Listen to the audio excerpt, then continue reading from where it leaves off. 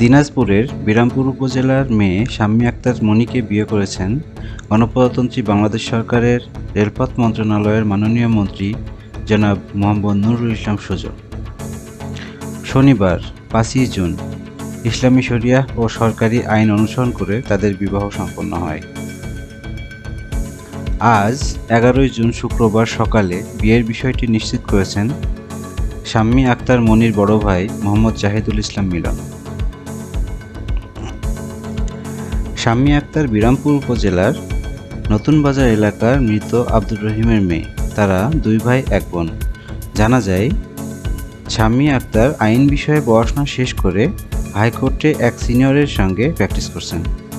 প্রসঙ্গত উল্লেখ্য, জনাব নুরুল ইসলাম সুজনের স্ত্রী নীলুফার জাহান ২০১৮ সালের ডিসেম্বরে একাদশ জাতীয় সংসদ নির্বাচনের আগে মারা যান। তাদের এক ছেলে ও দুই মেয়ে রয়েছে। ৩ সন্তানেরই বিয়ে হয়েছে। ৬৫ বছর বয়সী জনাব নুরুল ইসলাম সুজন ১৯৫৬ সালের ৫ই জানুয়ারি পঞ্চগড়ে জন্মগ্রহণ করেন। পঞ্চগড় ২ আসন থেকে নবম, দশম এবং একাদশ জাতীয় সংসদের সংসদ সদস্য নির্বাচিত হন। ২০১৮ সালের নির্বাচনে নির্বাচিত হওয়ার পর রেলমন্ত্রী হন তিনি। গণপ্রজাতন্ত্রী বাংলাদেশ সরকারের রেলপথ মন্ত্রণালয়ের মাননীয় মন্ত্রী জনাব মোহাম্মদ নুরুল ইসলাম সুজনের এই বিয়ে নিয়ে অনেকেই সমালোচনা করছেন, কিন্তু তারা একটিবারও ভাবেন না একজন মানুষের স্ত্রী মারা গেছেন ২.৫ বছর আগে। ২ মেয়ের বিয়ে দিয়েছেন, তারা থাকে শ্বশুরবাড়ি। একমাত্র ছেলেও বিয়ে করে সংসার পেতেছেন। লোকটির বয়স এখন ৬৫ বছর। এখনও তিনি অফিস করেন, মন্ত্রণালয় সামলান, করেন রাজনীতি, জনগণের সেবকও তিনি। সারাদিন কঠিন পরিশ্রম করে যখন তিনি বাড়ি ফেরেন, দিন শেষে তিনি একা। এই বয়সে মানুষের একাকিত্ব অনেক বেশি, নিঃসঙ্গতা অধিক।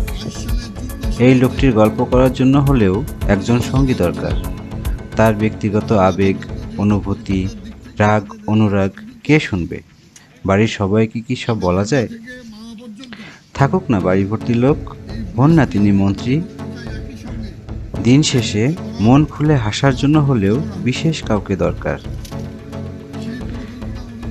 ছেলে যদি আলাদা হয়ে যান সংসার থেকে, লোকটির তো খবর নেওয়ারও কেউ থাকবে না।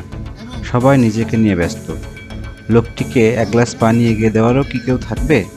আজ না হয় তিনি মন্ত্রী, কিন্তু কাল জীবন কি এমনই থাকবে? এই বয়সে মানুষের মন হয়ে যায় শিশুর মতো, চাহিদাগুলোও হয়ে ওঠে শিশুদেরই মতো। এই বয়সের একাকিত্ব খুবই কঠিন। এই বয়সে তার সেবা যত্ন প্রয়োজন অধিক। এই বয়সে তার গল্প করা, নিঃসঙ্গতা ঘুচানোর জন্যই দরকার একজন জীবনসাথী। আপনারা যারা তার বিয়ে নিয়ে সমালোচনা করছেন, হাসি তামাশা করছেন, তারা কি একবারও এগুলো ভেবে দেখেছেন? তার জায়গায় আপনি হলে কি করতেন? বিয়ের মতো একটি পবিত্র বন্ধন নিয়ে যারা ফান করছেন, আমার মনে হয় তারা মানসিকভাবে অসুস্থ। তাই আসুন আমরা সমালোচনা বন্ধ করি। অভিনন্দন জানাই মাননীয় মন্ত্রী জনাব নুরুল ইসলাম সুজনকে। দোয়া করি তাদের ভবিষ্যৎ জীবনের জন্য।